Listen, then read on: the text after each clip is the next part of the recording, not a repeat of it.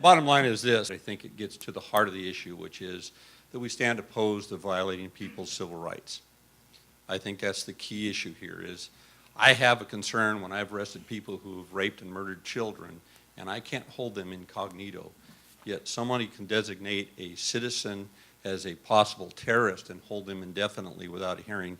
I think that flies in the face of what we're doing. Many of us take some of our rights for granted, and until someone, especially our government, seems to step in and infringe upon our rights, everybody sits by and lets them do it.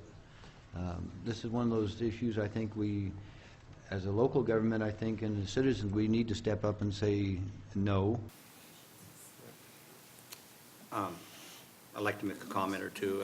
I applaud what you're doing. I think it's, I disagree with the sections 1021, 1022 of the NDAA. This is part of an ongoing struggle, I think, over the tensions between personal liberties and public safety. Our government doesn't always get it right. They didn't get it right when Lincoln lifted the writ of habeas corpus. They certainly didn't get it right when they interned our Japanese citizens during World War II. And I don't think they've got it right again.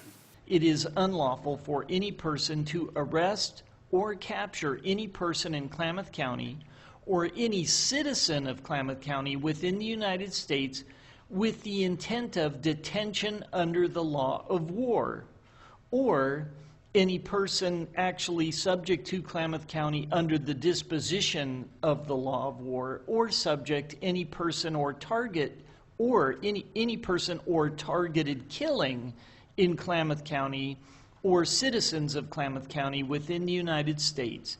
And be it further proclaimed that Klamath County requests the state legislature to recognize the duty of the state of Oregon to interpose itself between the unconstitutional usurpations of the federal government or its agents and the people of this state, as well as to defend the inalienable rights of all the people, which is consistent with our oaths to defend the Constitution of the United States and the Constitution of the state of Oregon.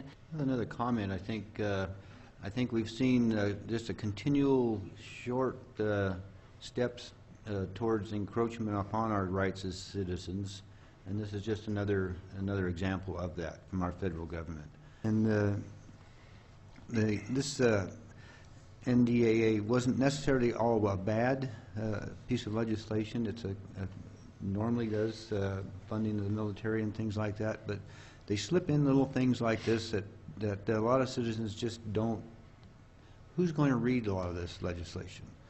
Well, unfortunately, we have other people in the nation that really keep up on this and really raise a red flag. And I think this is something that we need to help carry that red flag and get it put back in check. And the thought of, I asked rather jokingly this morning if Kingsley Field had a brig, will that be where we will be housing people that, as it says, I think any person who has committed a belligerent act, undefined belligerent act. Well, I think the recent reclassification of many citizens as combatants and so forth, really, we all classify as that almost. If you belong to the Tea Party, if you have a concealed carry permit, if you have a weapon, if you've raised your voice any place, I think you're considered a combatant and is probably looking at possibly be considered as creating a belligerent act of some sort. So I think we need to state our opinion and gather with those others around the nation that are doing the same thing. Very good. Tom's point is well taken. The words are not defined, and quite frankly, Tom, I find your conversation this morning quite belligerent. Oh, good. Tell Frank to come and get me. Oh, Frank's being belligerent in Salem right now, so he can't do that. No other comments. We will I'll ask for a vote. All in favor of supporting this proclamation, please signify by saying aye. Aye. Aye. The chair votes aye, and the motion passes, the proclamation passes.